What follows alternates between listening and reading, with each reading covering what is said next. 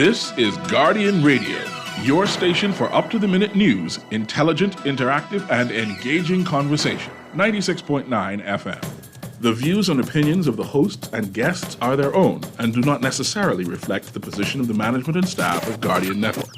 From what day you may find out, certain people not like me. Everyone got us bag a thing now. Next to me I do it like Nike, but me not fear no guy now. No matter how hard them a spite me just a go and do me thing now. Me just a do it like Nike. Me just a do it like Nike. Me just a do it like Nike. Me just a do it like Nike. Me just a do it like Nike. Talking Heads with Naughty is brought to you by Burger King, the Cancer Treatment Centers of America, the Cleveland Clinic, ESC Distributors Limited, Fine Threads, First Caribbean Bank, Fun Foods Wholesale, the IAAF World Relays Bahamas, John's Department Store, Joker's Wild, KFC, Naughty Johnny's, Percy's Island Games, and Tropical Gyros. The Monday, April 8th edition of Talking Heads is on and popping. Your boy Naughty and your company right up until 6 p.m. And, of course, you know it is Monday, so we will be going to Abaco on the flip side of the break. We'll head straight down to Abaco. Abaco Live, as we do each and every Monday. We'll chime in with Roscoe Thompson. We'll get all the scoop that's going on in Abaco. Before I give you the numbers, though, got to say a very special happy birthday to my dad, Captain Daniel Zeni Casalaya. Captain Dan, as most people know him, big 92 today. 92 on this day today, doing well, holding strong, holding firm. Still barking out orders.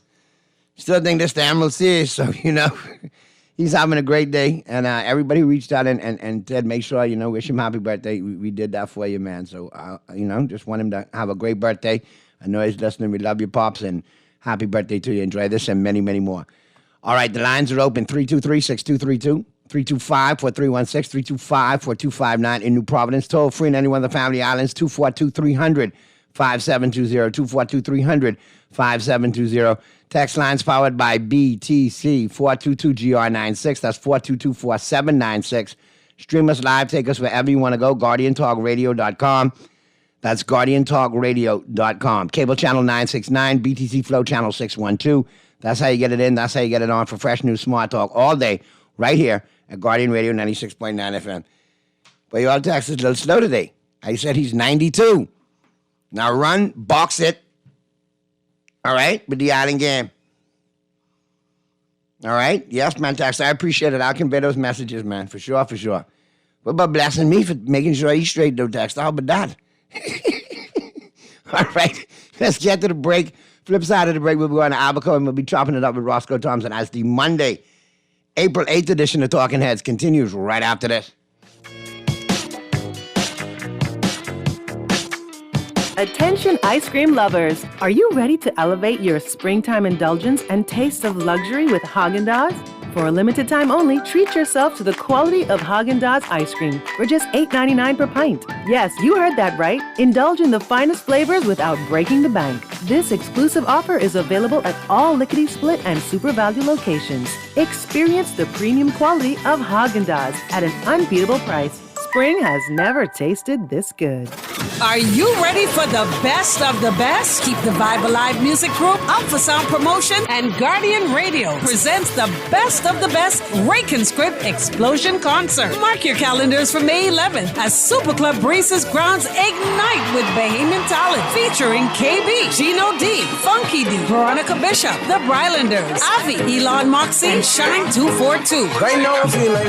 Join the Falcons, Iron Storm, Sylvie Pierre, Johnny Cake, Mama D, Nishi LS, Pat Ramis, Stevie S, and Shad Colley and the VIPs for an electrifying night of music and culture. Tickets are flying, so grab yours now. Available online at BahamaZTickets.com or swing by the Beauty Shack on Soldier Road and Carmichael Road. This is the event of the year. The best of the best Rake and Scrape Explosion at Breezes Resorts. Gates open at 6 p.m. Don't miss out on the Bahamian Magic. Maybe it's time to explore your options. There's no harm in reviewing your mortgage arrangement and considering a better deal. CIBC Caribbean can help you narrow your search and decide. Switch your mortgage to CIBC Caribbean and enjoy a special interest rate and help towards your switching cost. Visit CIBCFCIB.com/inspired home for more information. Conditions apply.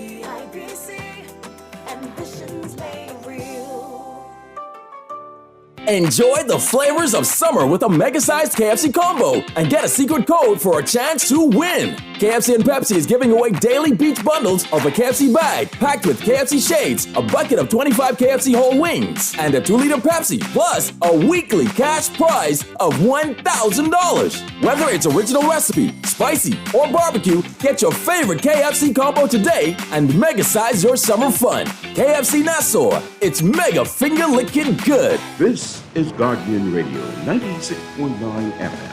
Fresh news, smart talk, all day.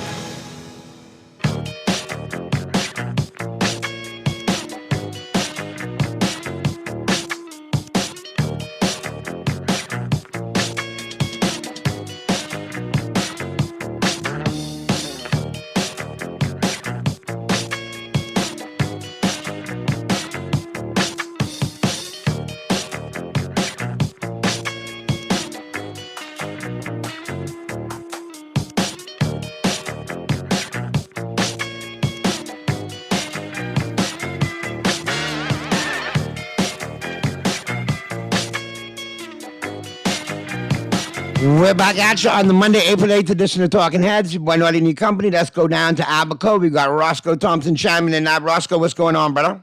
Hope all is well with you and yours. Happy birthday to your dad. I will tell him, man. I will tell him, and then I can invoke stories. I remember you two when you were small and you used to get into so much mischief. My God.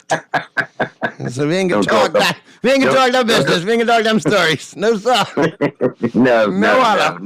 No, but I'm glad to know you guys doing well, and your mom just celebrated her birthday not too long ago too, right? She had her big day. No, man, not in September. But I saw you all celebrating something the other day, or just all the boys was together. Yeah, that was just Easter. Easter. Holiday. Yeah, you're spoiling up. Yeah. I see you and Jason doing your thing. But anyway, listen, got lots to talk about in Abaco, and then we got a few other things that I want to get your comments on, all right, that are making the headlines today. But first and foremost, here we go. What's going on in Abaco? Obviously, we want to know the latest. I mean, I got some photographs this week, and let me tell you, I'm looking at the shantytown situation, and I must say, it looks like they did a good enough job demolishing, but they haven't done a good enough job taking the debris away. Those debris fields are crazy. They're a health hazard, and on top of that, anybody could come back and reassemble because everything's not destroyed. Yeah, no, I mean, don't get me wrong. I don't want to beat a dead horse, but, like I said, kudos to the knocking down, but now the cleanup has to come. I was down there the other day, and, people are going through it. They're removing stuff, so it needs to. And there's still needs to be done. There's still no active security presence there, so on and so forth, and no company contracted to remove said debris, right? Not that I know of. I hear that, Sip tells me that it's in the works, but that's something that should have been done. I think that should have been already signed, so when the demolition occurred, the debris removal would have happened right afterwards. Right at the same time. You might have got a better price, as a contract than now having to. I got to check. Go back down there. I got a text question for you, Roscoe. Naughty asked Roscoe if he thinks the delay in the removal of the debris is strategic, if it serves an ulterior motive. I would hope that the government would not have an ulterior motive in not removing the debris. I think they need to move it as quick as possible. Don't let this drag out because it looks like Hurricane Dorian went through there. That's I hate to say it, but that's exactly what it looks like. And in that area, Roscoe, is that land that can be developed if it was debris free, i.e., by Bahamians or foreign entities? Yeah, it's all Crown land. It's all land that belongs to the government. At one time, when they were redoing the port here in Central Marsh Harbor, they had people owned land by the port. So what at that time, I think it was the Ingram administration did, was they bought the land or they exchanged it for Crown land. So people that might have had a piece of property up next to the port, they ended up getting and I say this, like a car yard, a junkyard, or a, car lot or something like that. So some of the Crown land out there, yes, it's Crown land. On one side of the road, it's agricultural land in the back. But the main part of it, where most of the buildings was Crown land. And that's why he had the authority to give the 28-day notice. If you remember, as I said before, the judge said in the ruling, this doesn't have to come back from me. The minister has the authority to deal with this. Because at the end of the day, I mean, if that's viable Crown land that can actually be developed, or, behemoths develop, or foreign investment develop, that's what it needs to be looked at. It can't just turn into a debris field and just remain that way. It becomes an eyesore.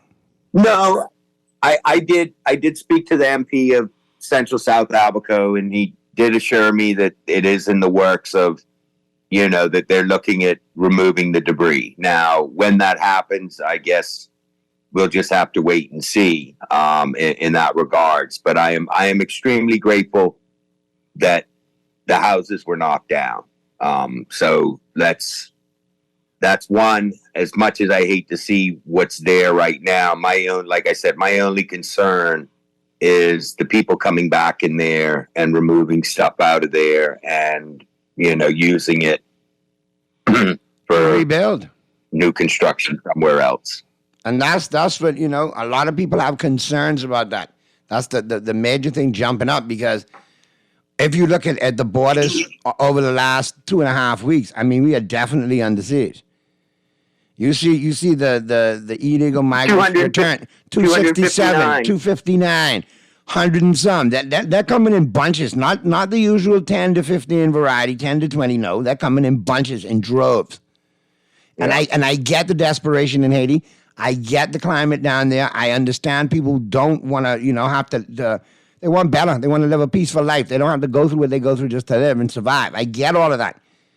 But I also get that there's a heavy burden on this country right now that we have to bear, that comes internally, comes locally, comes at home. So I'm sorry, we got to help home first before we help anywhere else, or else we'll lose everything. And I agree with you 100% there. Since the shanty homes, that, people, and I haven't seen it, but I'm only going on what some of the people in the Keys, they've seen an influx. I see you, Paula.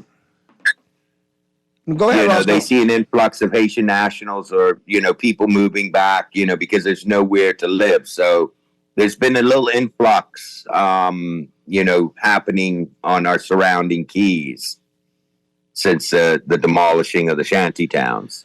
Okay, so it's surrounding Keys as well. Yeah. Oh, so it's reaching out now. Right, but I can't really, that's for their chief counselor and their board to speak on. I don't like to interfere, but I was on one of the Keys, and I spoke to a few people, and they said since the demolition, they have seen an increase of, which you want, Bahamians of Haitian descent, or, however you want to phrase it. However you want to categorize it. Right. I got a couple of questions for you, Roscoe, but off the text lines, but let me get to the phone lines first. Talking Heads. Good afternoon to you, Naughty. Hey, what's going on, Prophet? All is well? All is well. Mr. Thompson, how are you, sir? I would like for your observation. Here in Nassau, the Creole-speaking pastor seems to be very quiet. In my view, I believe they can do a little more in terms of addressing their brothers and sisters' concern. Sometimes I feel like it is the conspiracy, and they also helping to pollute this. You have the same day in Abaco, or how is the Creole-speaking pastors? Have you been hearing much from them in Abaco? I'll hang up. No, I haven't. I haven't in recent, but I know in years past, like when the Mud and the Peas were, I know that they were very quiet over here. And one of the reasons is because, and I know for a fact, there was a church that was in the Peas that was actually given Crown land to open up their own church, which they did, but then they did knock down their building and they used it for visiting pastors, is what was said to me. And that was back in 2007, 2008. But in recent, I have not heard much from the Haitian pastors in the community. Not saying they aren't, but you would think that they would be a little more vocal or trying, to help assist in that situation, what's going on. All right, let's get back to the phone lines real quick. Talking heads. Hello. All right, call us back, caller. I tell you, you're all impatient today, boy. All right, there they go. They look like they call right back. We good? All right. Let's get to the text lines. Naughty, great show as usual. Ask Roscoe if he could get the contract to move the debris, then me, you, and Pearlie could go there and get that done in an hour. But stop your foolishness, Dexter. Good God. I don't. All right, here's another one for you. Hey, Naughty, ask Roscoe what is the DRA doing over there when they plan to kick in? Or are they waiting on NASA to say what must be done? Boy, that's a good question. I have no idea what the DRA is doing over here or when they will kick in. I'll be honest with you. That's a question that I continue to ask and wonder myself, because I have yet to know of anybody call me to say, hey, we've received help from the DRA. And it's been 2.5 years. 2.5 years, Roscoe? 2.5 years. I don't know of what the DRA... There's still boats in the harbor that from 2021, from Dorian, that I personally pinged and sent to the director of the DRA. I think at that time was Alex Storr. And nothing. If I'm not mistaken. And the boats are still sitting out there. I would have to drive up by Caps and see what's going on there. But I know that the individuals that I have talked to that have applied to the DRA, they have not heard anything back from them.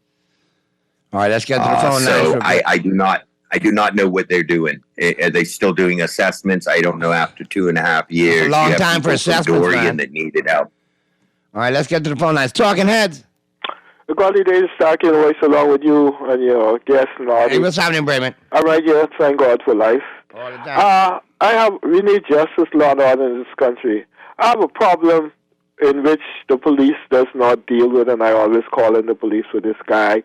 He go and dig Haitian people toilet hole, right, and take the feces and dump it and plant it on my premises, right? And sometimes he mix it with soil and put it on my walkway. And I calls the police, and the police won't pick him up. I've been to court on 2 occasions, and they still won't pick him up. The magistrate sent me to Central to ask them to pick him up. I've been there, I've done that, and they won't pick him up. And 1 o'clock in the night, he's sitting down on my walkway as though he owned my house or own my walkway, and it's a problem. And see, I don't want to call somebody to deal with it, because it could be on my mind. The police need to deal with these immature things that are happening in this country. And not only that, he be destroying my premises. They had broken down my fence on 2 occasions. 3 occasions now I got to get my fence fixed back. And who's going to help me? You see, if I get some... anyhow, I don't want to say that, but the thing is, the police need to deal with these criminals that are around. And you don't need to bust no corn. I know how you go when you run on. Take care, buddy. Thank you for your time. Always, Brayman. I know where you're going with this, but yeah, I get your point, man. It's long overdue. They need to deal with that situation for you. Because he's called multiple times about that. And to know that obviously still vexing to him means he's not getting any answers following the protocol. And that's following the chain of unfortunate thing. That's the unfortunate thing there, Naughty, just as in Abaco or anywhere. If you call the police, they're supposed to come see what's going on, address it. If there's any charges, the police will then that then goes to court. That's for the magistrate to decide. But we have the same issue here in Abaco. And listen, I don't knock the police over here because they do an excellent job with the manpower they have. But I think at one point we had 50 officers for 145 miles and 9 keys. So you only had so many officers on a shift, when you think about it. So I do understand my advice would be to continue to call the police. They will sooner or later have to address it because that is trespassing if that man is coming on that property, which is illegal. But Bremen's been on with this for a while. Let's get to the phone lines again. Talking Heads. Talking Heads. Hey, Naughty. Hey, what's going on, bro? Right on, man. I call, with this disclosure thing. Those brothers disclose. Everybody disclose. I see nothing public. I haven't heard anybody disclosing because obviously if they disclose, it should be public knowledge. We don't have a Freedom of Information Act, but we should see somebody put something public to satisfy the questions you brought up. I think they might as well scratch that, man, because it ain't look like nothing. Nobody checks for it. I mean, let's be honest, and nobody enforces the law to go along with it. And jail said MP that doesn't declare, so if not, what? I mean, it ain't making no sense because, okay, here it is, you're paying a guy with what? $60,000 a year Sherman. What you paying him for? I want to know who you are when you go in and who you are when you come out. If you come out in a totally different tax bracket that you entered, then I want to know how you got there on our dime. Yeah, we want to know that. But here it is, they appoint a fellow as chairman and make sure they declare. But that's nothing, so you're wasting time appointing him. If the chairman ain't checking, how you expect anybody else to check? If the chairman ain't checking, why should I check if the chairman ain't checking? Oh, man, we waste. That's taxpaying money being wasted because he got a couple people employed. Every year the same thing, nobody declare. But I can say this, I end with this. When you say election could be so-and-so date, in those days have everything in it. Right. Yeah, but when you say... But anyhow, I know if you know the start. Yeah, I noticed that. Everybody declares this, that. When after election, you can't get nobody to disclose. And sometimes people just be declaring all kind of astronomical numbers. Boy, but anyhow, Naughty. Good stuff as always. Good to hear you, man. Always. Take care now. Let's get to the other call. Talking Heads. Hey, Naughty. Afternoon. How are you? I'm good. How you doing? I'm good. Listen, all of them didn't declare when election called. I could tell you that because a lot of them did not declare. That was the problem there. That was what the good bishop was saying. And we can't let something like that go. That is something we need to keep saying. I don't know. I think we take things too easy, man. As Bahamians, we too passive and we just sit back and expect things to happen when we talk. We need to get a little more radical or a little more louder in these things and demanding. We need to be demanding. Like right now, there's still going to be preparation for an upcoming election. Even if it's called early or it's called on its due date, whichever happens. We need to say, if you don't show us where value is, you're not going there. Point blank. And then the places in that constituency should not vote for that person.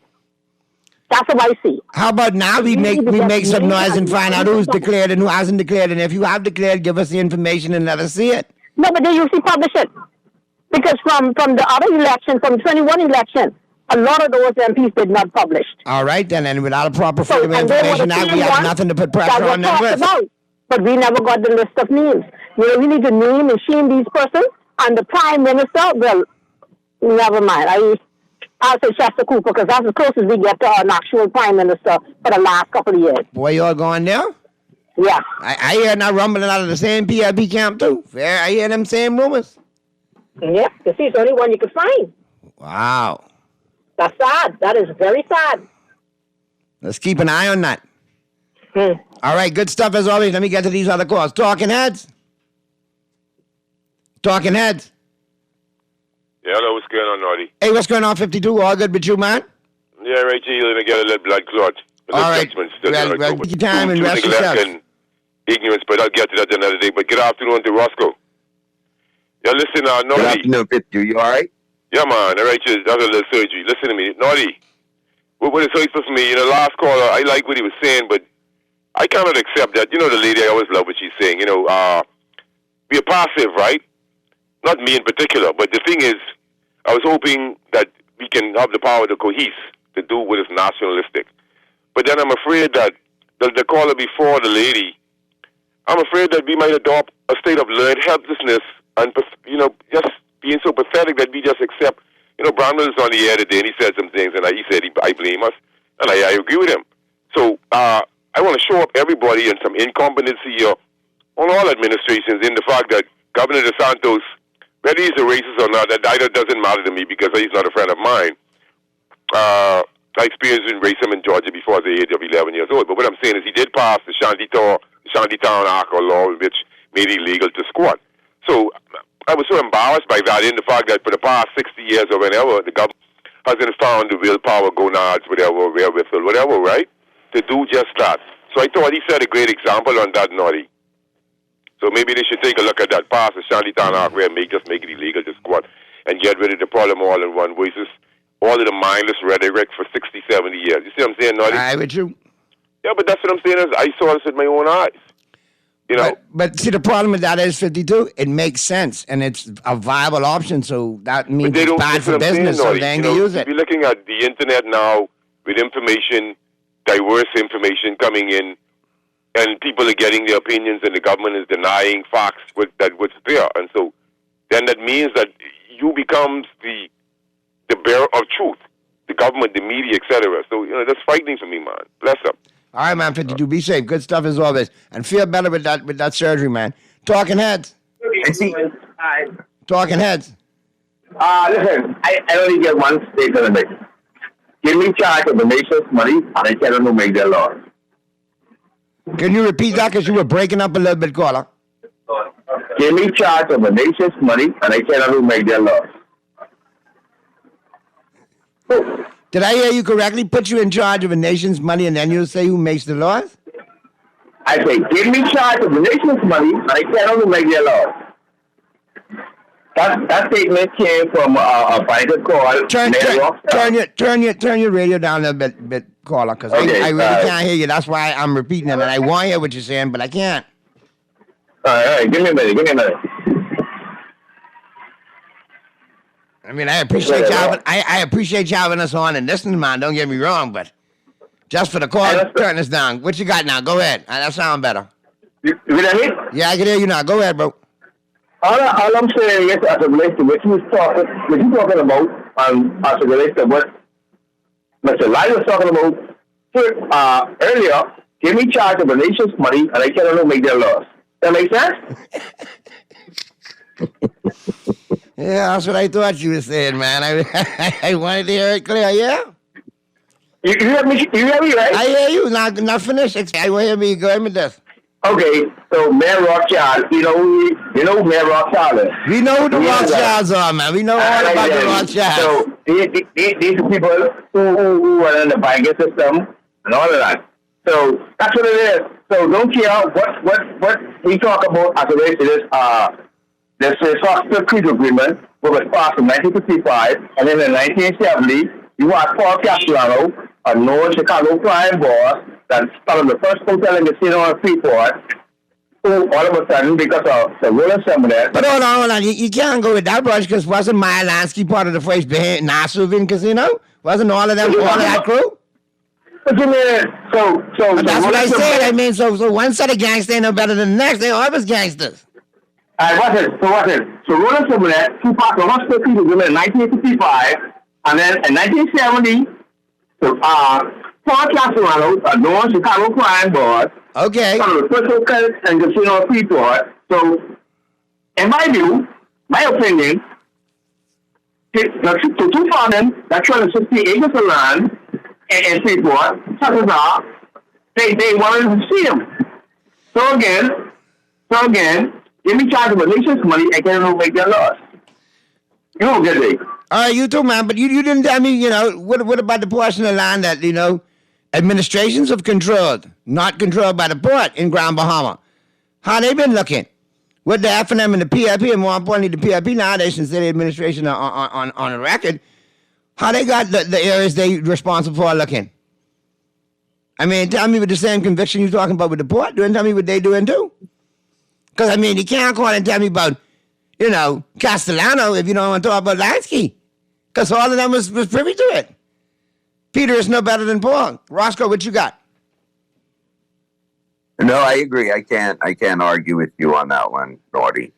I cannot argue. What I'm really sick of is political apologists who tit for tat all the time and put country in the back seat instead of the front seat. Put party politics in the back seat and put country in the front all the times, and I think we'll do a lot better. Let me check something.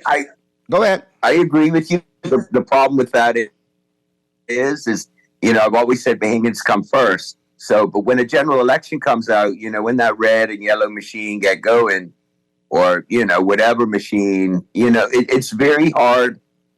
It's very hard to compete against, but also at the same time, you might have ideas for your island, but you got to intertwine them to make them fit into whoever you're running for. So you're still fighting for the Bahamian people.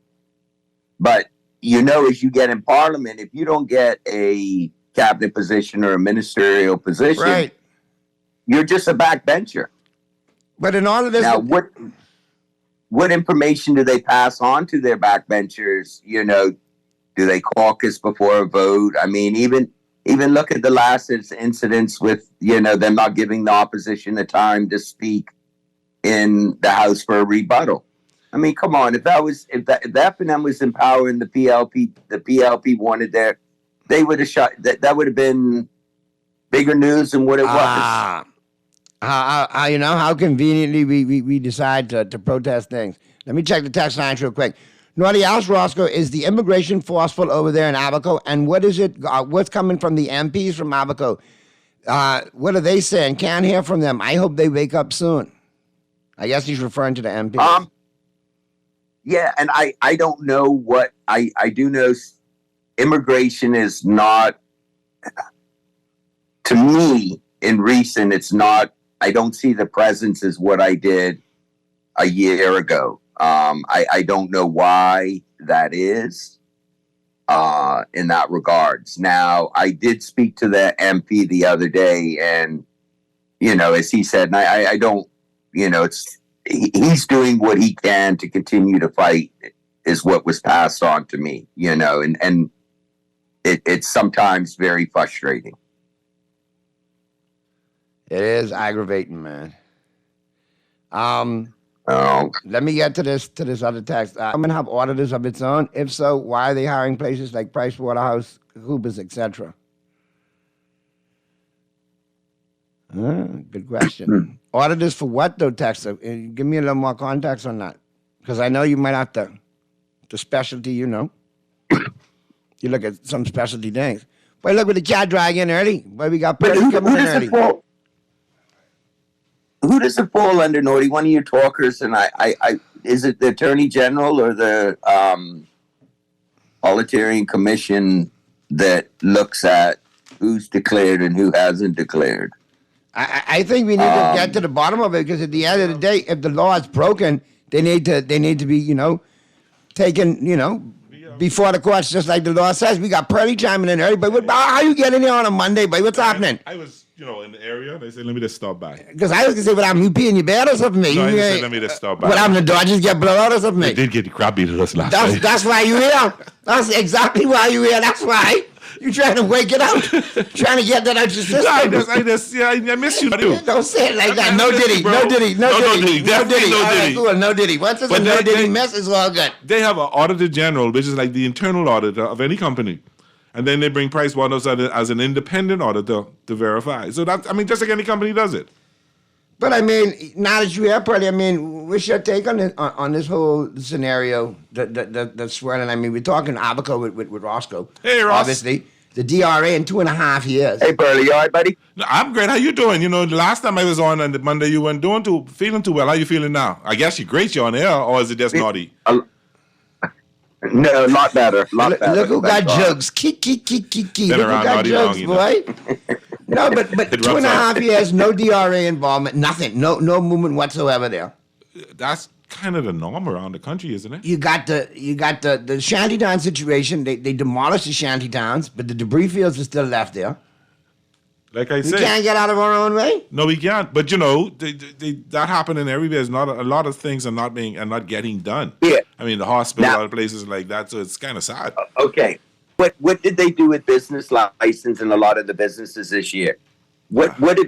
Being in a business, didn't a lot of businesses have to pay, what was it, a percentage of next year's estimated business? I think it's something like that, if you're correct. Yeah, okay. So what is the government basically doing? They're borrowing money from the Bahamian people for what? Well, the question is, in the budget, I think there was estimated deficit of about $130 million. In the midterm budget, it was at $250 million. But the Prime Minister said that that's because it's early and VAT, a lot of taxes in yet, but it will all even out. It'll be interesting to see exactly when you see the budget debate sometime in May, June. Well, that's good. Yeah, but getting back to that, it's not fair to businesses to be footing the bill for government's inefficiencies of running a country, which they're saying tourism's great. Don't get me wrong, that's only part of it. It's a lot of stuff. How can you run a country and continue to run in a deficit? But you had all the answers in 2020 or 2019. Let's get to the phone lines real quick. Talking Heads. Good afternoon. Afternoon. Again, so if the government, I had to get this conversation, if the government collected $1.2, $1.5 billion in taxes from the people, what are they doing with this money? So I'm up to do that, hey, the system is trying to collapse. Well, there's the big chunk of that goes to the public service, all the ministries, all the salaries come out of that. Yeah, that's all well and good. And then the Ministry of Works the roads repair, the roads supposed to be repaired and stuff like that. So of a $1.2 billion, $1.5 billion, how much all of that goes towards what you speaking of, how much does that go towards the national debt? So again, in my view, before you answer, the system designed to collapse because they have no intention on putting no money towards the national debt because we didn't need to have a national debt because one salt, they sell one salt for little or nothing and collecting less than 100,000 or the government did not own Morton Salt. They can't let you say that. They did not own Morton Salt. Okay. That was a private company. That's a private company. Okay, cool. I interject that Morton was a private sale. Okay, cool. So again, if you collected $1.2 billion in taxes, why every year you still borrow hundreds of millions of dollars when in fact you collected, I understand you say, but paying off this right next thing, but if you collected $1.2 billion in taxes, why are you still borrowing money? So how I look at it, if you keep on borrowing money on top of what you already have out there, what do you think could be the outcome behind that? I got to hang up and listen. What's our biggest? I think 60% of our budget is public service. Correct. Something like that. I was just about to say almost 58% is public service. Almost 60%. Yeah. We have a huge public service, but just the major problem is the public service is too big. But what do? If you decide to say you can downsize the public service, that brings a great uproar. You remember? But under the Ingram administration and when they brought VAT in, they do it. When VAT was supposed to be implemented, there was duty off of certain items that they would have baskets. So first year, 5 years, 10 years, 15 years, the duty was supposed to drop on some of those things is what my understanding was when at that time, I think it was a minister, Shivago Lang, was going around having town hall meetings, explaining what was going to happen. But over the years, duty has pretty much stayed the same on a lot of items. Am I mistaken, or have they dropped it? I think it's gone up in some cases, not dropped. But anyway, let me get to some of these texts. Naughty, good afternoon. Nothing will happen in this country until the Moses crew die out. They're just too corrupt. Here's another one. Naughty, whatever happened to the immigration officers that got locked up a couple of months ago for selling immigration papers? Yeah, let me do some due diligence on that. And what see. Exactly is the Moses crew? Because they mean, the elder statesmen. You Yeah, know, but if you look the at it- septuagenarians and on. In the House of Assembly, that ain't no. Yeah, but they infirm that the Moses crew still control Still the strings controlling. and I still got you. leading Okay. the wagon. Stood under. Let's go to the phone lines. Talking heads. Good evening. Can you hear me? Yep, I can hear you. I just want to say that the Miami Dolphins are the greatest team in the world, and Earl Thompson is a good man. I think that's Roscoe talking, right? Yeah. Not only has duty not gone down, but duty remains as high as 85% on a lot of construction material. So taxes really are not going down. The tax burden is continuing to increase, and the operating costs for all businesses are continuing to increase. Now, correct. And you being a business owner, you've had to pay a percentage of next year's business license dues for this year, correct? Well, just to be very clear, we have begun corporate income tax for the first time since 1973. Business license fee, since it was implemented, was always based on your previous year's turnover. This year, any kick up from anybody really. In corporate income tax, the first step began because we are paying estimated on what we are making this year. Yeah, but so I out of expect business corporate income next tax year? to be fully implemented by 2025 at the latest. No, he's saying that they're paying income tax on what they make in 2024, not 2025. I mean, business license on 2024, not 2025. Correct, caller? Yes, every single licensed business is paying an estimated tax on what they're going to make January 1st, 2024 to December 31st, 2024. So what happens if you go belly up in September? Well, you got to pay the piper. So you pay up to, but let's say if you estimated to make $100 for the year and you only make $50, but you're paying the tax on $100 still? You would have paid on the 100, and then you would have to have a credit for the following year. Okay. Corporate income tax is extremely complicated. There's a million loopholes, and it's going to be a very, very complicated process. The only thing about it is there are new jobs in the accounting field. Not really, because who's checking these businesses? But if you're talking corporate income tax, you have some accountants who are experts at that. So that's why I'm saying it probably creates some more jobs. No problem. But anyway, I just trying to figure out. Call it. Don't be a stranger to the show. But next time you call, you don't open with Miami Dolphins, and you don't just say Pearl and Roscoe, two non-Dolphins. You recognize Dallas Cowboy Nation too, but you do it. Miami I might have to tell you something in Espanol. Betting on the Dolphins. I'm going to continue to bet on the Dolphins until we win. There you go, my brother. Yeah, it'll happen. And I guess you got watch Gone with the Wind because one day the South gonna win that one too, right? the money bet. Have a good evening. All right, brother. Thanks for calling. All right, let's get this last call in. Talking Heads, Guardian Radio 96.9 FM. You got to make it quick. Talking Heads. All right, next one, Mr. Producer. Talking Heads, Guardian Radio 96.9 FM. Make it quick. Who's this? Naughty, very quick here. Listen, our Bahamian people, we really need to wake up.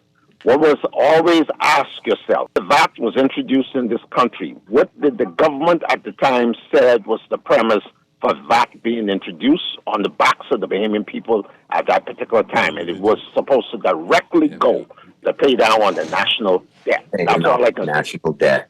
Yep. And I guess we haven't done any of that because we're still in the same spot we were years ago.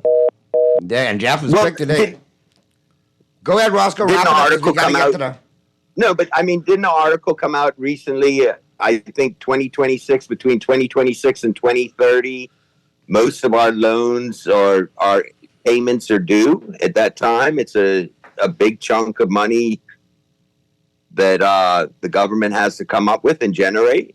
My only concern is the government can't even keep the Bahamas right now without going in debt. How are we going to pay off all these loans and monies that we have borrowed? And you can't keep borrowing until like you're going out of stock because at some point we got to end up paying the bill one day. It's like salary cap in football. At some point you gotta pay the cap monster. Got to pay the price. Yep.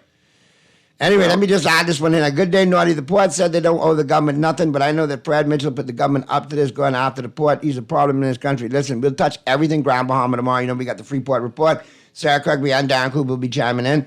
And of course, I'll be able to speak on it a little more because I'm still going and doing my due diligence for this because there's a lot of layers to that onion known as the GPA and the involvement with the PLP and their ultimatum right now. So I want to peel all those layers away so I can speak on it factually tomorrow because there's a lot swirling. Roscoe, I appreciate you chiming in as always. Good stuff, and we'll do it again Monday, all right? All right, buddy. Thank you. Good afternoon, Pearly, and thank you, Bahamas. Take care, Roscoe. So good to talk to you. And I know you can be making the rounds too, man. So you do Talking Heads proud when you do the rounds on them other shows. But they calling you a star now, so go get them. What you say, Roscoe? But Pearly, I just want to let Inigo know that he better jump on board with the Miami Dolphins this year. We working on him. All right. Let's go to the break, Mr. Producer. I just threw up in my mouth. Let's go to the commercial. Play with Island Games, we making dreams come true. Play with Island Games, we paying more out to you. Don't mind the noise in the market, you getting cash in your pocket. Island Games is spicy, and spicy is tradition. So when you play Island Games, we putting Bahamians first, guaranteed to pay. Island Games, we like them other jokers. We've been here from the start, from the bike to computer. Island Games, we can make your dreams come true. We playing with Island Games. Cancer Treatment Centers of America is now City of Hope, creating one of the leading cancer care and research networks from coast to coast, providing more of what you need. More locations means more care closer to home. More specialists means more expertise. More research means more breakthroughs. More advancements means more treatment options. And more options means more hope. Learn more at cancercenter.com. Made exactly the way they should in their name. The new Kentucky Chicken Sandwiches feature a quarter pound of all-white meat, triple breaded, spicy chicken breast filet on a freshly toasted buttery brioche bun. With your choice of lettuce, tomato, bacon, thick-cut pickles, and the perfect amount of Colonel's real mayo or spicy sauce. Every chicken sandwich is freshly prepared and piping hot. Kentucky Fried Chicken Sandwiches, the only chicken sandwiches that are finger-licking good. John Shoes and Accessories is your one-stop shop for all your footwear needs. You will find what you're looking for among the growing collection of classic and trendy styles with new arrivals every week. John's covers the whole family and has great prices, helpful and friendly customer service. Your experience shopping with us will be time well spent. Shop with us online at www.johnshoes.com. John's also now carries small home appliances. So come on into John's, located on Rosetta Street in Palmdale and Carmichael Road West. John's, we put fashion at your feet.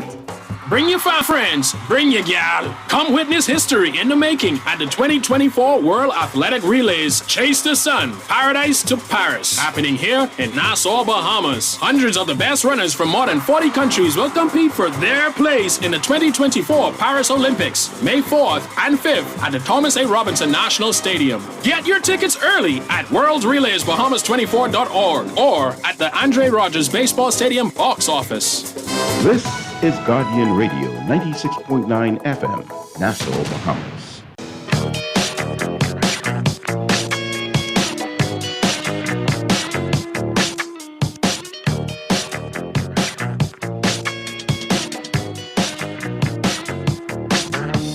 Talking Heads with Naughty is brought to you by Burger King, the Cancer Treatment Centers of America, the Cleveland Clinic, ESC Distributors Limited, Fine Threads, First Caribbean Bank, Fun Foods Wholesale, the IAAF World Relays Bahamas, John's Department Store, Joker's World, KFC, Naughty Johnny's, Percy's and Games, and Tropical Gyros.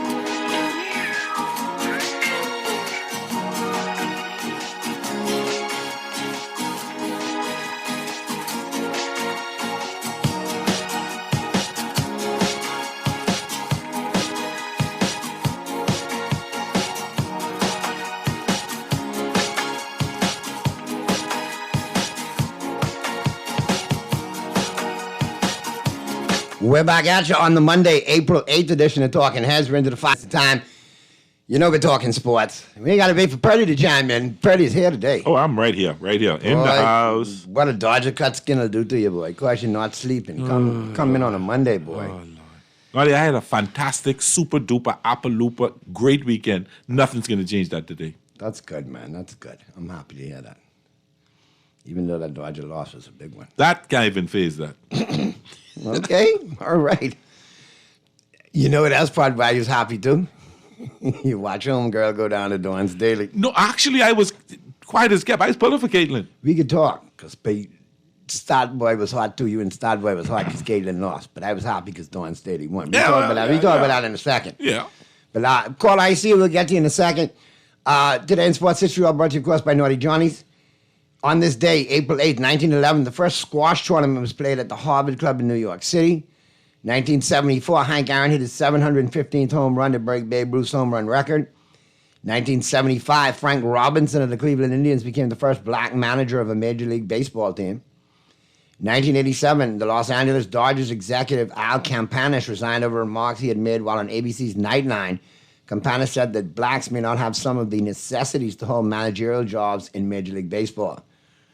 And obviously, he didn't have the necessity to keep that executive position with the Dodgers because he opened his mouth saying that foolishness. Exactly, Lucky. 1991, Oakland A's Stadium became the first outdoor arena to ban smoking. 1992, tennis player Arthur Ashe announced he had AIDS. In 2008, the Mets lost their last home opener at Shea Stadium to the Philadelphia Phillies. Sports quote of the day, you can become a winner only if you're willing to walk over the edge. Damon Runyon. I like that. Yeah. Let's go to the phone lines real quick. Talking Head. What's up? I got to get this one in St. Petersburg. What's happening? What's going on, St. Pete? What's happening with you, man? Berg. Hey, that was a great game last night, though, man. Which one? Ladies game, but yesterday afternoon. Game. Yeah. Yeah. But it seems like the world wanted Iowa to win, man. You know what I'm saying? Seems like we was in Junkanoo, too. That whistle was blowing so much, I thought we was in Junkanoo. No, listen. But you know, go ahead. Go ahead, St. Pete. Hey, but did you see what Dawn said? The game when they played with UConn? Yeah. You see what she said in her press conference? She said a reporter asked her if biological men were allowed to play in the sport, right? Female basketball. She thought about yeah, but then at the championship game, she thought about Casey Clark done so much for women's sports, and she contradicted her own self. You know what I'm saying? No, but I think you have to delve deeper into Staley's comment, St. Pete. I don't think she meant it that they should be allowed to play women's sports. I think she was meaning they should have their own category and be allowed to play. That's what I got it from. I.e., she'd not shoot herself in the foot. And I'm going to use this to keep it, to keep it a little entertaining. But she don't need a team full of Joanna man showing up to play South Carolina next season because they're going to get housed. They're going to get beat. Yeah. And she'll be the first one to jump up and say, anatomically that they're not, and biologically they're not the same, so on and so forth. I feel that if a person makes that decision in life, then they should be in their specialty category. Yeah, the transgender and compete. league. Yeah. Transgender league. Complain that. And let the chips fall where they may. Some people do believe that. They shouldn't be excluded, in my opinion, but they should be properly categorized. Yes, because I thought it was very unfair that I don't even know what to say. The person who swam for Penn State was ranked like 200 and something in men's swimming, and all of a sudden number one in women's swimming. Come on, that's number one. He was breaking records. Like not by no milliseconds. He's breaking records setting his own records. And you know what some of the swimmers says? Playing all her life. They judged it on some blood test that determined they had more female whatever it is. I don't want to say the wrong thing, so forgive me, listeners. However, they was upset that this guy was still walking around with his privates and still in place. And they said, hold on, this guy walking around, and these women are walking around, and there's a guy walking around and saying I don't think it's fair. Have your own league. If that's what you choose to do with your life, fine. Now, see, have your own league. Here's my situation with the whole Leah Thomas situation and the Christy Gaines situation. Yeah. Both of them ended up tied. Both of them were supposed to get a trophy. They told Christy Gaines, we're going to ship you your trophy, but we're going to take a picture with Leah Thomas on it. That's wrong. Yeah. So you automatically promoting, but you promoting that lifestyle. You trying to say it's fine to do that. So if it's offensive, if they're being offended, I tell them I don't like that, but I can't be offended if you show that. I think the message is being kind of hijacked by certain groups to push a certain narrative, and other narratives are trying to be pushed. Like we want to compete, maybe not be included in certain categories, but we want our own category and be allowed to compete. Fine. Doing this right now though makes no sense. If you were 212 as a man, you can't be number one as a woman. Exactly. Hey, you think that'll ever happen in the Bahamas? Boy. No. I have seen some Bahamian guys who want to do that have moved to Canada. I'm sure there are guys who dress like that. There are guys who are taking certain pills like that. And not just men, it's women also that are trying. The cross-dressing and all that. But I don't know. I don't know as a society. I know I'm not comfortable with it. And I don't think we'll have enough of them. And I'm trying to be politically correct here. I don't know if we'll have enough of them to form their own league here in this country. But I'll tell you what they need. All right, St. P, good to talk to you. Be safe on our ride home, man. That was a tiptoe that's now.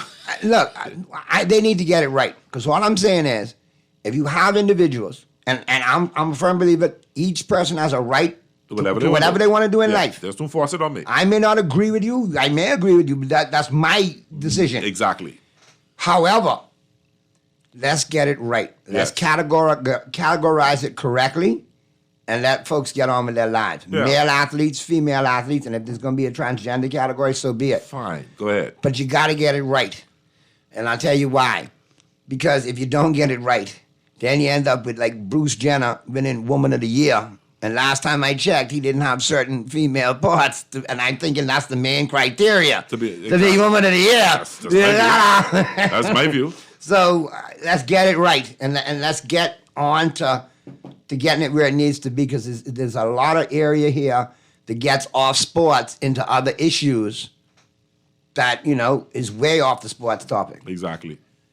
But as far as it goes now, they should be categorized. If you want to compete, you have every right to compete. Yeah, every right. But you got to be in a specialty category. It cannot be where you have a decided advantage. Yeah, I agree. Now that we got off that tightrope, like the Walendas. We could talk some other sports now, but I think getting back to the Caitlin Clark thing, let me just interject this here. Why you all think I go hard on Caitlin is simply because of this. The narratives that the media put out. Midway through that game yesterday, they asked the question, if Caitlin Clark was the GOAT in women's college basketball. Wait. How can you say this? And she's got no national championships. Lost in 2 Final Fours. Okay. The LeBron of college, women's college basketball. Okay. All the points, all the flash, all the hype on the grandest stage. Yeah, but no. See, now you're being unfair to her, because in each game she's done her part. Stop. Let me finish. Go ahead. How dare you bring that up and not mention Cheryl Miller, Lynette Woodard, Cynthia Swoops, that same Dawn Staley who coached and beat you. Yeah. Diana Taurasi, Rebecca Lobo, Gail Routers. But they're not saying, they asked the question. Lisa Leslie. They asked the question. Homegirl from Tennessee. Oh, Lord. Candace Parker. There's a ton that preceded her that would I'm not knocking that, but in the argument, take away the note of national titles, because you cannot for NCAA I don't know if it's fair to say that this person is not the GOAT because they didn't win a national title, because it's the hand you dealt in the team you play for. Some people go to a team and just go for a team and be great WNBA or great NBA players and never have an opportunity. But, all right, so you look at her body of work. She's got every record that you could possibly think about. So it's wrong not to say she's not in the conversation. Is she the GOAT? I don't know. Probably not. But you cannot say you can't have that conversation, but because she has the accolades to speak for it. But you can't just stamp it right away and say she's the GOAT. No, but GOAT. people stamp it because of the record she's broken. Right, and see, you got the LeBron fans that are jumping on that, and he quick tweeted to support her because, she's a loser in the finals just like you, but so that helps your narrative. But the argument is with that, it doesn't help his narrative because what LeBron took 20 years to do, most did it in 15 to 18 years. She's done it in the required time. Okay, that's fine. Also knowing that you didn't play some games. So what she's done and what she's accomplished is accomplished within the time limit if you want to judge it. The only thing that's not there, she's been to two NCAA championships and lost. But if you look at the body of work of the teams, we can argue that, and we put an argument that she's a loser, but she's playing a team sport. But if you try to say, another way, if she wins, you don't look at it. But it's a team sport. Iowa had a very weak team that she took on her back. Compared to Carolina team, compared to LSU team. But now you always talking that weak team and they was winning. So I always said that. I've always said it. I said because she accounted for 60 to 70% of their scoring. And what did I tell you Dawn Staley was going to do? They was going to let her get hers and take the rest of it. Your argument was she was not even going to make it to the championship game. That was your argument. I know, Lord. And I said she would be there. Let me know. My word is, South Carolina would probably win it, but I'm pulling for Iowa. And my word to you is, don't sleep on Gino Auriemma, and they won by 2 points, and I still won money. I don't care. If gambling wise, the records say they're the winners. They won, but guess what? You and I both know you saw it right there from majority of that game and say, boy, if this turned out this way, no, they ain't going to never shut up. I knew that. 7 players, he did what he had to do. But if you had won, you wouldn't shut up. But you wouldn't let me run on. You making me shut up. I can let you run on that. Now, you last year when your girl won, I gave you a whole show. No, but you was pulling for UConn.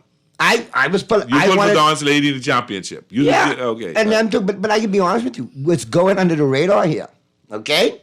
And you got to know it. What was going under the radar? I want it to be known, and I gotta pull up the player from South Carolina, and I'll pull her up in a second.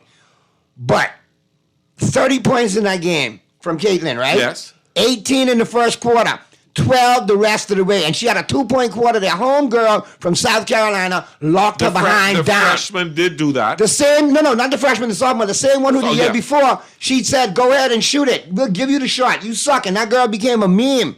She was ready to quit basketball. Yeah. Dawn Staley got her motivated, and God bless Dawn Staley for being the coach she is and saying, you, come here, redemption time, go lock her down. And in the last 3 quarters, she locked her down. I don't know if it's locked down or... 12 points in 3 quarters, that's a 4-point a quarter average. What did she average for the game? She got her 30. That's how she... 18 in the first quarter, now 30. Hold on, see... I've watched her play. She's had games where she scored nothing in the first half and dump in the second half. She's had where she scored a lot in the first half, and when they put the pressure and double team and all that, she started passing. The problem is Martin and Marshall allowed all them bad tweets and everything to cause her to be shaken because of what's going down in the Final Four, that she wasn't even in her head there. Yeah, Texas chiming in, naughty. Iowa bench went scoreless. That's why they lost. Well, that's what I said. Staley's going to take everybody else away and put it all on Caitlin. Let's go to the phone line. Actually, she took Caitlin away and put it on the start, and the guys didn't deliver. Talking heads. Hey, Naughty. Hey, what's going on? Man, I have to agree with you. Pearly, I think you need to get saved. She get locked down. Listen, I'm not disputing that. Man, listen, I ain't gonna run on with you. She ain't the first time she get locked down. That's not the... She gets yes, I'm agreeing with you, but what she has done in the past... is she did in this game, check how much assists she had. She was passing the ball. Martin and Marshall did not deliver. That's the bottom line. But I think the coach, I think they keep her in the game a little bit too long and didn't get enough rest. That's been normal. That's normal for her. She's the team. She ain't like at LSU. You had Angel Reese got 3 and 4 people, the rookie, the freshman, and 2 others who can help her. In essence, Iowa, even though Caitlin put up the numbers, with teams like that, Marshall and Martin have to deliver. I can't remember. Stokey, I think her name is. Who was the girl who locked her down? No, I can tell you right now. The girl who locked it down, I think, was Johnson. The little stubby one, like. Yeah. This is the freshman who she ate for breakfast last year. Sophomore. Yeah. She's a sophomore now. She just want to show that she can deal with her. I think it's Rebecca Johnson, if I'm not mistaken. Rebecca Johnson. Stubby. But listen, you have to give major credit to their Santa Cardoso. She came to the U.S. as a 15-year-old from Brazil. Yes. No family, no nothing, playing the game of basketball, and to go out with 15.7 rebounds and 2 assists is monster. She was the difference. She was the tournament MVP. She's the difference in that If you look at Caitlin Clark, she had 30 points, 5 assists, 8 rebounds in 40 minutes, but nobody else did anything on that team. Except for Martin had 16 and Affolter had 12, but Affolter got a lot late when they were trying to make a comeback. Yeah, and Martin averages 11, 12 points. She should have been up to 21 points a game. Marshall had 6 points. Because after that play, Marshall had to delete all her social media platforms because people really got into her head. That's not right. Let's go to the phone lines. Talking Heads, Guardian Radio 96.9 FM. Who's this? Talking Heads. All right, call us back, caller. Pearly, my whole thing is this. What I want everybody to learn and take from this, don't get emotional over trash talking in sports when 2 players do it. Exactly. Because it was instigated by Caitlin Lasher, and she looked at the player and she said, "You can't see me," as she won. Yeah. So don't come to me and say, when Angel Reese did it, she was kicking Caitlin when she was down, because Caitlin kicked another player when they were down by saying it initially, "You can't see me." Started it. So when Angel Reese came last year and did her thing, that was good old-fashioned trash talk. I'm winning the game. Now I'm going to remind you that I'm winning the game. You want to talk trash? Okay, you can't see me. Told it. And this they be talking trash to each other, or not just those two. Becca Johnson last year in the Final Four when they beat South Carolina, she told people, let this girl shoot. She was like, literally, let her shoot, not even looking at her. That's ultimate disrespect. Yep. So when it came down to she had to eat some humble pie, she did. Is she a great player? Yes. Will she have a good career in the WNBA? Yes. Nah, who you mean, Caitlin? Yeah. Yeah, she will. She'll be probably the number 1 pick. But at the end of the day, like Tarasi say too, there's going to be an adjustment period there too. Yes. For 2 reasons. One, you come in Miss Hot Stuff from college, and you come in on your honeymoon too, and you're married to a dude, it's going to be some wrestling in the WNBA for you. That's all I can say. Let's go to the phone lines. Talking Heads. Hey, Naughty. Hey, what's happening? Everything good. Pearly, well, it's good to know that you had a wonderful weekend, a magnificent weekend. Hey, 1 second. Stop. You said stop. No, stop. Stop before you even talk. Yeah, I had a apologize for your mammy, because I had an 8-teamer, dead, stone cold, lead pipe block, and you know the only team that didn't come true for me? Need to listen. The Miami Heat, who was at full squad and got everybody back, and blah, blah, blah, blah, blah. And all that. Well, I feel just like you. Caitlin lose, Miami lose, Sixers win.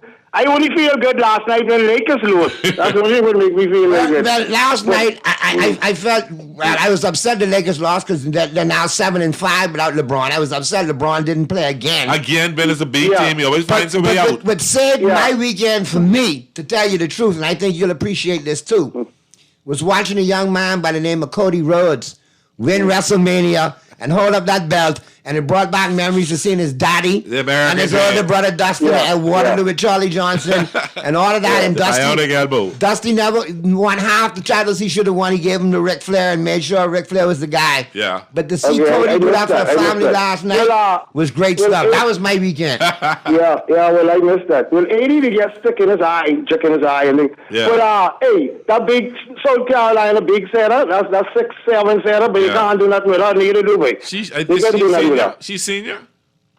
Yeah. And then the little dark something what was coming off the bench, man. What's her name? I try to remember her name, man. What did the 3-pointer do? And a couple layups in the pink, man, with the plots. The dark girl, she's a rookie. The freshman from the freshman. I know. I can't remember her name. Yeah, I can't remember her name. She came on by too, man. She put some good way. But then, like Caitlin, we going into the WNBA now. Congratulations to South Carolina for carrying on like the Dolphins, undefeated season, and winning the championship. You can't talk that. They will always be remembered. They've etched themselves in the history book. But I will tell you something. this season for South Carolina was all about that coach. And 73-1 in 2 years. She was 36-0 last year when she lost in the Final Four. And she lost three players to the WNBA last year, and 2 other players graduated. She lost her whole starting five. She said, brought back a whole new team. And she said that was what, her testament, she said, that is the glory of God. He will build you up. He will break you down to build you up again. He will disappoint you to let you see, success. And she said, I never thought I would have won with this team. If you asked me at the beginning of this year, if this was the bunch that was going to go 38-0 and win it, she would have had her doubts. But she said at the end of that night, they made her eat her words, and guess what? She did a great job. You know what it is to go 38-0 Yeah, but that's an excellent job. The one lucky shot was when Cardoso hit the 3-pointer for the first time all season. That really saved the season. But when you look at Dawn Staley, great resume. 2-time Naismith Women's College Basketball Player of the Year and 4-time Naismith Women's College Coach of the Year. Yeah. Well, Noddy and Pearly, if the positions don't change in our last 3 games, everybody last 3 games, if we start to play in the 8 position, who will get? If you all win, you all will play the number 2. But who will get? Whoever the number 2 team is. Whoever the number 2 No, whoever 7 places who you play. Oh, whoever 7 is who you play. So the Sixers and 7, we'll end up playing the Sixers. So y'all in 9th. You all fall in 9th. Who you all will get if the play-in start? The Warriors. The Warriors. And then if we beat the Warriors, we have to play the loser of the 7-8 game to finish 8th. And then you play the number 1 team. Well, Embiid looking good. But we should be able to handle them if we don't move. What you all want to do, if you all lose... We got Toronto, 2 games with Toronto. We should be able to win them too. So we might get back in 7th. If you all lose that game, you all have to win the next game and you all finish 8 and play the Celtics. You all don't want to play the Celtics. Oh, no, sir. Not the first round. We don't see them in the first round. Nobody will see them in the first round. No, don't see them. It'll be good, and they got a week off rest too. But, however... They looked good yesterday. However, if there's a chance to beat the Celtics, it might be in the first round when they relax. Other than after that, nah. Well, that'll be a good one between y'all and the Warriors anyhow. That'll be a good one anyhow. Well, let me let y'all get in with the picks, and then I can finish listening. All right, but Pearly, but like I was telling Laker Nation, and they like to say, I'm Debbie Downer. I told them, I said, no matter what we do, if we win, even though Sacramento lost, we're now tied because they will still be in front of us because of the tiebreaker. Yeah. We ended up losing that game yesterday to Minnesota. We're now 9.5 out, and the Kings are 9 out, so we're now a half game behind the Kings, a game and a half behind the Pelicans, game and a half behind the Suns, 3.5 behind the Mavericks. So listen, we got to watch out for the Warriors because the Lakers play the Warriors. If the Warriors beat us, then guess who's 10.5 out, tied at 10.5 out? Okay. No, actually, they'll be number 9 and we'll be number 10 because they'll be 10 games out and we'll be 10.5 out. Okay.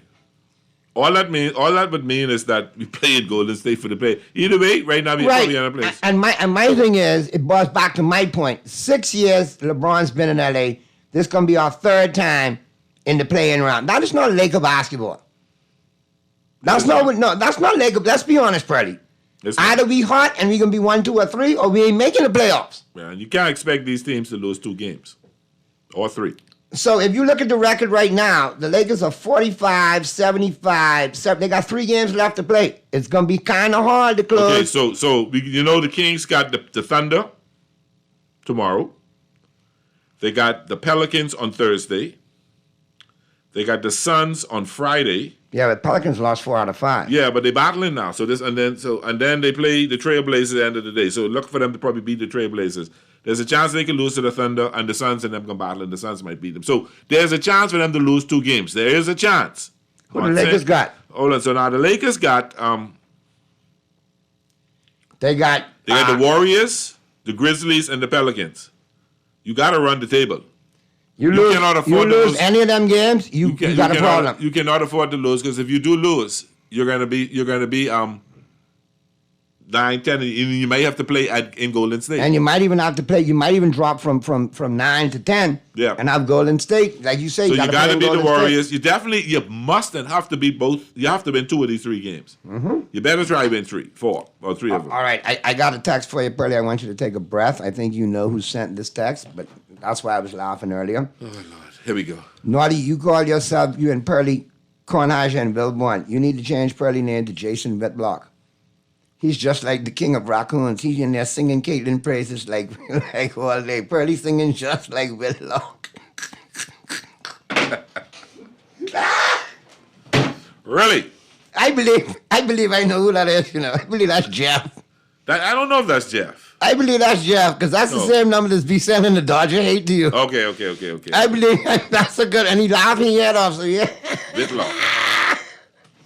Tex, I can't let you do Pearly like that. He is not Whitlock. Never. He's not that kind of guy. Listen, let the record see. He might be that guy sometimes for the Dolphins and Dodgers and Lakers and all, but he ain't Whitlock. But I don't want y'all to think I sing in Caitlin praises. I am. You know who my woman is. That's Angel Reese. That's Angel Reese, So baby daddy over there, boy. I tell you, don't change that. You know, don't even doubt that. Don't even go there. All right, let's go to the phone lines real quick. Talking heads.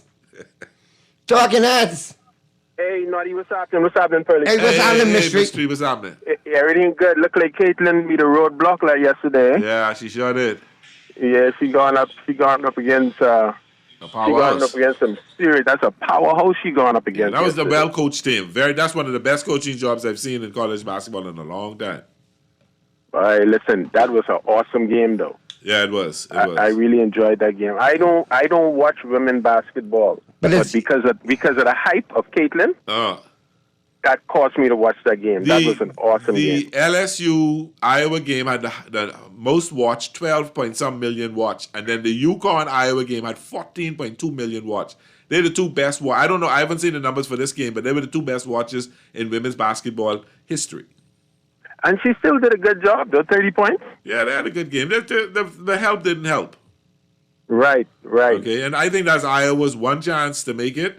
They had some good. I don't see them making it. They had some good defense on her, though. No, they didn't, but she's adjusted to that at all times. Last 3 quarters they had good defense. She scored 12 points over 3 quarters after 18 in the first. You have teams that have shut her down offensively like that, and she's learned to pass, and Martin and Marshall have scored. They did not. That's the bottom line. Yeah. All right, and then Stookie didn't come to the show as much as I thought she should have. The one black girl. It is what it is. That was the big dance. Yeah. No excuses. When you reach the big dance, no excuses. You leave all on the court. Listen, I'm not making excuses. I'm just showing you as an analyst why they lost. That's all. All right, wonderful. Listen, it looks like y'all think the Lakers can make the playoffs? They can make the play-in. They can make the play-in. Yeah, I don't know if they can make the playoffs. The way it look right now. Lakers failing to play in this go-round. They seriously have to look at jettisoning LeBron out of there, man. It's been a failure. That will stamp the big F on it. Yeah, but either way, they ain't going nowhere. If they don't have LeBron next year, they ain't gonna be able to bring the players in to do it. So the Lakers, for all intents and purposes, dead in the water for the next 3 years. That's just what I said was gonna happen after he left. Wait, Totally repeat that for me, please. If they have LeBron there in the what? Getting rid of LeBron, they're not going to be any better next year. Why you think so? Because they ain't got no number 1 picks. They ain't got no picks for 25, 26. They ain't got no picks this year. They ain't no number 1 pick. I should say. They get salary cap problems. It's going to be hard to put a team together to win. So why you distancing yourself? You used to say I'm a Laker. Now you saying they. No, I'm being an analyst today. I'm a Laker. I'm not running away from who I pulled for. Oh, okay. I'm pissed at them, so I'm not going to give them. I'm not going to give them the attention that I would give my Dodgers. Oh, okay. I thought you were taking a sabbatical, like not. No. I am a Laker fan, not a LeBron fan. I am a Magic Johnson, Will Chamberlain, Jerry West Laker, Kobe Bryant Laker. Okay. Outside of that, nobody else until another player comes along that wins my heart like Kobe did. They ain't gonna be LeBron. Mm-hmm. Pearly knows. Let me check this text line. Pearly knows Caitlin Clark is the GOAT, just like Coach Dawn Staley said. You know what the coach said? She is better than Jordan. She's the GOAT in college basketball. She hasn't gone to WNBA yet, so time will tell. When she gets to the WNBA, she got to go through Cynthia Cooper's legacy before you even talk about it. In the WNBA. No, that's another level right there. Listen to me. If she goes the way I think she's going to go and end up at Aaliyah Boston, that's going to be a good team to watch next year. Because that's what Aaliyah needs. Aaliyah controls the inside. She doesn't need somebody who can hit trees. And that will She's come. the number 1 pick. That will come. So we'll see. All right, Mystery. Be safe, man. Take care, bro.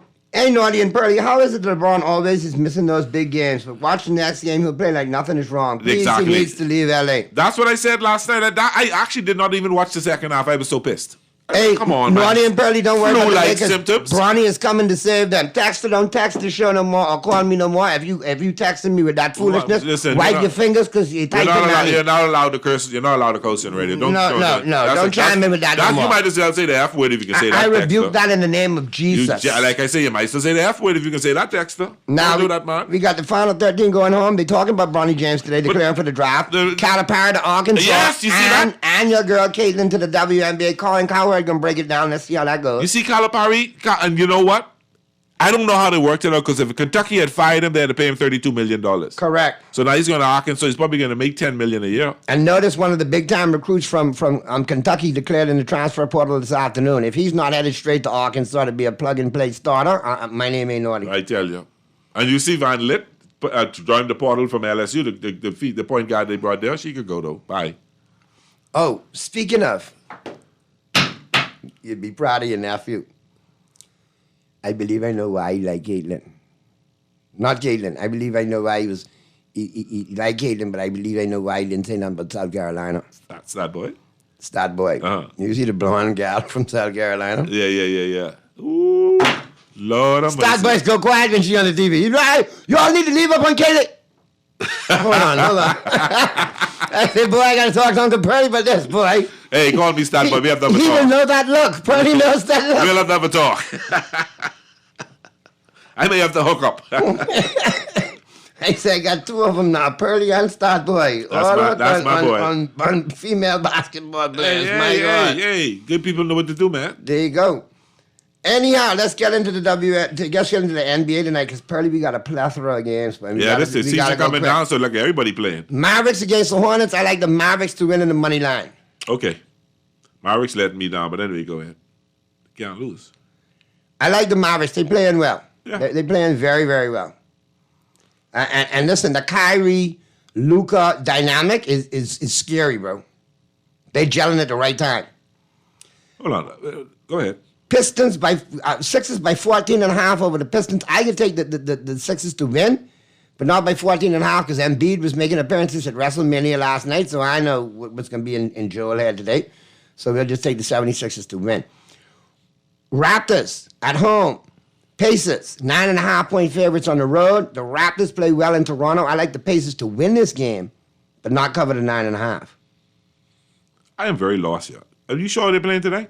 They're playing tomorrow night. I just saw it. I just wonder, man. I was like, hey, my bad. Let's go to baseball. I'm like, okay, what are we doing here? Yeah, my fault. Okay. I'm a day ahead. I forgot. That's all right. I mean, that's all right. Major League Baseball. Tonight, here we go. The Marlins with the Yankees. I got to take the Yankees to win this one. I love you, Jazz, but you ain't got no pitching. They finally won the game yesterday, but I like the Yankees. And who they beat?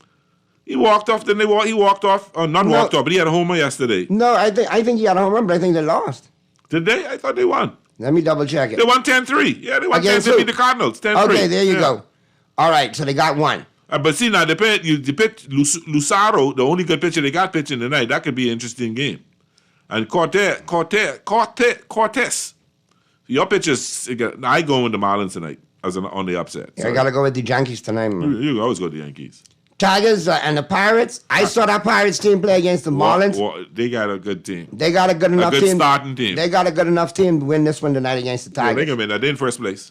Reds and the Brewers. I got to go with the Brewers just based on they got the second prettiest uniform in baseball right now behind the Texas Rangers. Yeah, the Reds is the fast, exciting team. I like the Reds. I go with them tonight. Hey, listen, I like Ellie De La Cruz. Don't get me wrong. Yeah. But the Brewers, I think, gonna get it tonight. Okay. Mariners and the Blue Jays. I got to roll with the Blue Jays, even though they're the underdog tonight. They're at home, and I think they get. There's only one team in Canada, right? The whole country went quiet last night when Bo Bichette got hit by a pitch. He's all right though. That's my boy. That's a dumb. The whole of Toronto, the whole Canada went quiet. You got the Mets and the Braves. Braves got too much. Mets got. I like the Braves. Everybody beating the Mets. Dodgers and the Twins. I like you all to get the Twins tonight, especially by a run. We got Paxton pitching tonight, and we got beat last night. We got to take it out on the Twins. You think they're going over 9 runs or under? We go the Dodgers average 6 runs a game, so it's a possibility we could go over 9. I'll take the over. Phillies and the Cardinals. Phillies and the Cardinals. I go with the Cardinals. The Cardinals. I got to go with the Phillies. Bryce woke up, first 3 hits of the year, home runs, 2 solo shots, and a grand slam. Okay. But I still going with the Cardinals. Astros and the Rangers battle of Texas. I got to go with the Texas Rangers in this. Are they at home? Yeah, all right. D-backs and the Rockies. I like the D-backs. Everybody beating the Rockies. I like the D-backs. Rays and the Angels. Angels surprised me a lot better. I might even take the Angels in 1.5. They home take the 1.5 runs. The Angels are a lot. They're pretty good, but the Rays are a better team. The Rays can give that. The Rays slow though. They're starting slow. They'll be all right. Padres and the Cubs. That could go either. Cubs playing good ball right now. I got to go with the Cubs, man. Hugh Darvish going tonight. He needs a win. Okay, I'll take the Padres tonight. Giants and the Nationals. Snell pitching for the Giants tonight. It can be interesting to see what he does. They're at home. Nationals got a lot of work to do. Giants. All right, there you go. Let's throw this last one in. Okay. NCAA championship tonight. Number 1 Purdue at number 1 Connecticut. I like Connecticut. I got to go with Connecticut. I like the repeat. I like Connecticut to repeat. Eddie, I love Eddie as a center, but I like the repeat. Listen, text. I appreciate the text. It's plain and simple. LeBron has 35 back-to-back games. Isn't that good for him? Well, then don't tell me when he plays in back-to-back games and he drops 40 in the first one and 20 in the second one, that throws the back-to-back games theory out the window. But you can't see. I understand what you're saying, caller, and that's Texter. That's fine. I agree with you. But not this week with 3-4 games left, and you trying to get out the 9-10 into the 7-8, and you got a team like Minnesota, a game you cannot afford to lose. You need to find a way to be on that court. Even if you played the first half and couldn't play the second half, at least give the team a boost. It ain't making no sense to me. Okay, texter, naughty Caitlin Clark will go down in history as being the highest scoring player in college basketball history, men or women's, finishing with 3,951 career points. Yeah. How is she not the GOAT? Did Jordan or LeBron break this record?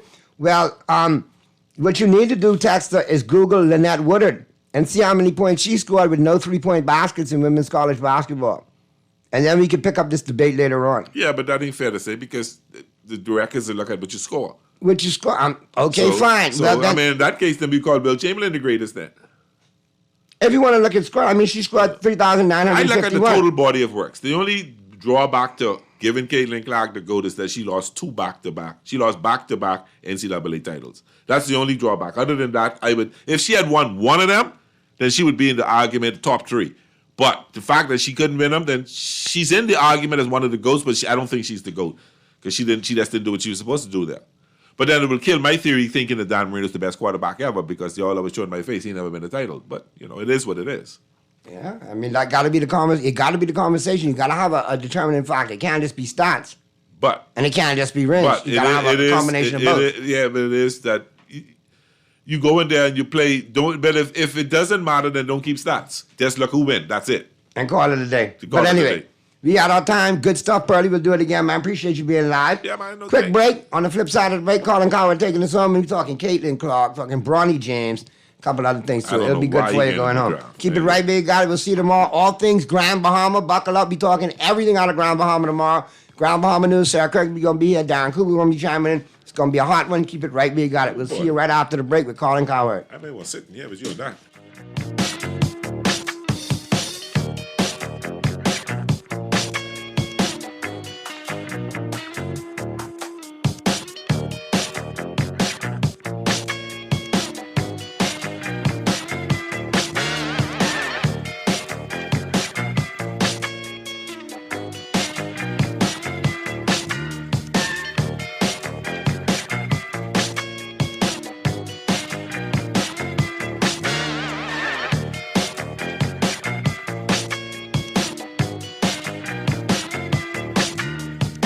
Living with a neurological condition shouldn't define you. At Cleveland Clinic in Florida, we do whatever it takes to make life better today while discovering new treatments for a brighter tomorrow. From epilepsy management to specialized spine care and brain tumor surgery, we're delivering world-class neurology care for the day-to-day, for the days you live for every care in the world. Visit clevelandclinicflorida.org Naughty Naughty Johnny's restaurant can only be described as the experience you want to recreate again and again and again. Their motto is simple food done well. You're welcome into their home at Naughty Johnny's, where you can dine on crack conch fritters, and other Bahamian favorites. There's also an international flair that's guaranteed to offer something for everyone. Enjoy a good meal and listen to a live band on their patio Friday and Saturday nights, or brunch on Saturday and Sunday, only at Naughty Johnny's restaurant in the Old Town Plaza, Old Fort. They're open 11 a.m. till 10 p.m. Monday through Thursday, 11 a.m. to 11 p.m. Friday, 10 a.m. to 11 p.m. on Saturday, and 10 a.m. to 10 p.m. on Sunday. Naughty Johnny's, well worth the trip. The Grand Bahama News is available every Tuesday in the Nassau Guardian. You can buy your local paper at Freeport convenience stores, Western Bakery, De Gregory's Fine Foods, and Bellevue Gifts. Now is the time to reach your Grand Bahama Market with affordable packages, including print and digital. Call GB News sales representative Kavandre at 822-6717 or message him on WhatsApp for ad rates. Classified ads are now available every Tuesday as well. Keep up with everything Grand Bahamian every Tuesday in the Nassau Guardian.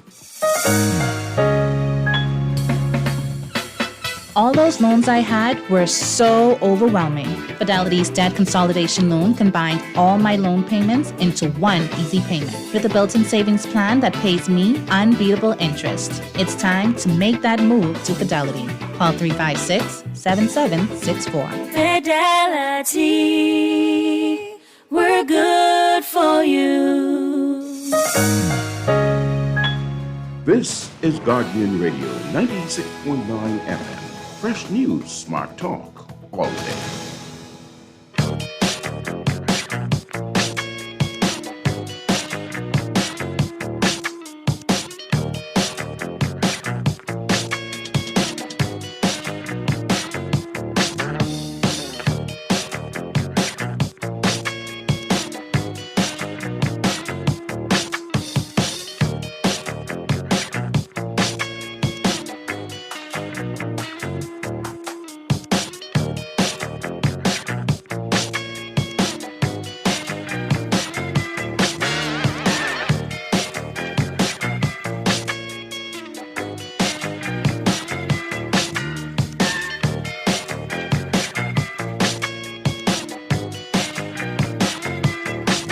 Fox Sports NBA analyst and reporter is now joining us today.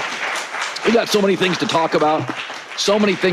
I said, Rachel, I said earlier, a lot of great athletes ride a wave. Mm-hmm. Caitlin was the wave. Yeah, absolutely. And there's a magic dust, a quality. I always thought Tiger had it. Michael obviously had it. I think Wayne Gretzky had it. In your opinion, what is it? It's a combination of what? Look, it's so many things, right? First of all, she's the right player at the right time. They've been building to this. There are stars in women's basketball, women's sports in general, that have been building to this moment. So that's part of it.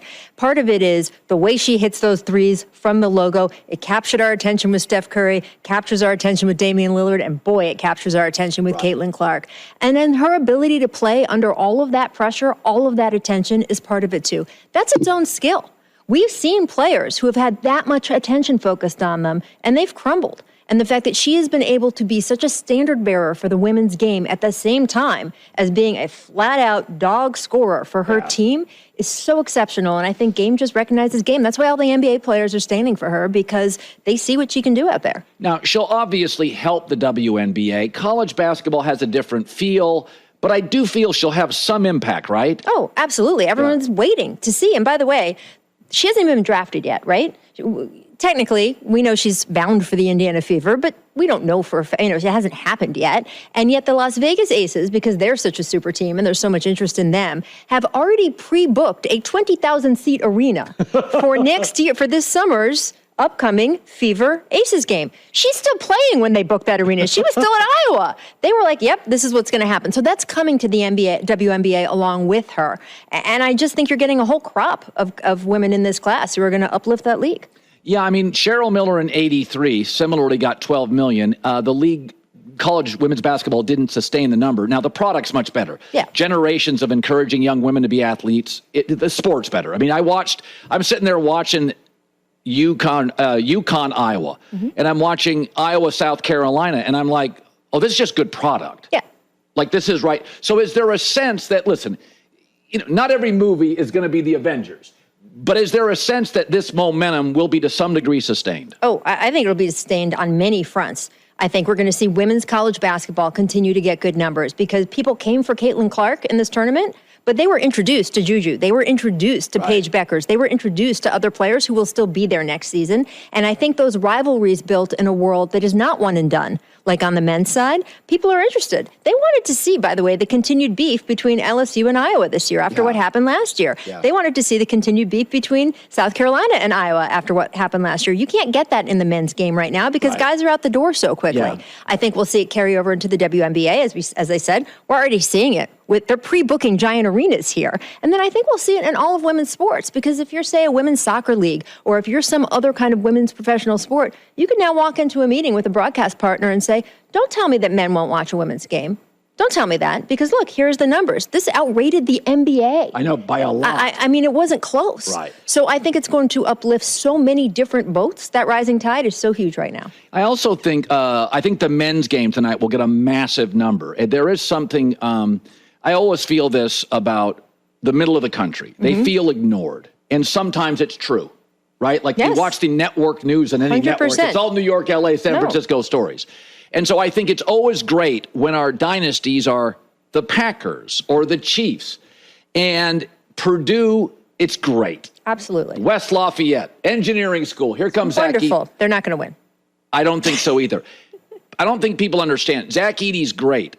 UConn is one of the biggest college teams I've seen in a decade. I think UConn wins, pulls away, beats them up second half. What's the feeling when you talk to people about this team? Every opponent that they've played, the coach on the other side comes out and said, that's the best coach I've ever that's the best team I've ever coached against. That you're listening to the experts, the guys who are on the floor against them, and they say, that is it, it's them. And it's because they do so many different things. Yes, they have great talent, but they do every other single little thing right. They play great team defense. They play for each other. They are all so smart out on the court. They're making the right play every time. And that chemistry and camaraderie is all there. There is just not a piece of being a great team that they are missing. And I feel bad. And if Purdue does a huge upset tonight, I'm telling you in advance, I'm sorry, and you can play this clip of me doubting you, but I'm doubting you. I think that UConn is going to win. I do too. For the record, I mean, I didn't think Kentucky should fire Calipari, and I've got mixed feelings about John, and he can get mad at me. I think sometimes I understand the salesmanship of Nick Saban, but he takes the hat off and coaches. If I was Kentucky, I'd call Jay Wright and give him whatever he wants. I think Jay's really happy. By the way, he does a great job as a broadcaster. He does. Jay Wright's outstanding. But this feels like Kentucky said, John, we're not going to fire you, but we need you to be better in March. And he didn't like that. And so he goes to a solid program. Are you shocked that he would, that's like leaving Duke. I agree. Look, I saw the headline and I almost couldn't believe it last night. I was like, wait, what? What is happening here? And by the way, didn't we settle this last week? But the more I thought about it, the more it made sense. That felt very much like a forced marriage situation when they gave that press conference with Calipari and the AD saying that he would be staying at least another year. You very much felt the weight of that $33 million that they would still owe him if they kicked him out the door. And I think that while they were all saying the right things, the vibe between them was, hey, we're stuck with each other. We don't really want to be here. And this may have been a little bit of a case of, hey, I'm breaking up with you before you can break up with me. And a little bit of a case of, you're being offered this green pasture on the other side of, no, Arkansas does not have the history Kentucky has. They haven't won a title in 30 years. Yeah. So you are being offered a fan base that will be grateful to get to the second round all of a sudden. And by the way, I know they were in the Elite Eight twice recently, but still, you have the ability to start something new there that hasn't been done in decades. And they also have a lot of money. And don't underestimate the fact that the Tyson chicken heir is there and is funding things. You've got Walmart money there. They are going to be able to shower NIL money. They are going to be able to pay for the very best staff, the very best of everything else. And I think John sees an opportunity to sort of have a little bit of a fresh start with a fan base that wants him as opposed to a fan base that feels stuck with him and a school that feels stuck with him. I'm interested to see what he can do there. So the Bronny James story, and I mean, not that I got on my high horse, but I'm like, when people say, well, he's only getting drafted for LeBron, and my takeaway is sort of the way you got into law school. Dad was there. Like, that's the world. When I started a business 3 years ago, I went to people I knew and I trusted. I called one NBA scout last week, and he said, yeah, I can see a team, smart kid. He'd be a nice player on a like a Spurs. Yep. You get a good coach, good staff. He plays the right way. He is getting better, and his shot's gotten a lot better. Yes. And by the way, the Lakers, 55th pick, what they need is young guys who can shoot. It's like what they don't need size.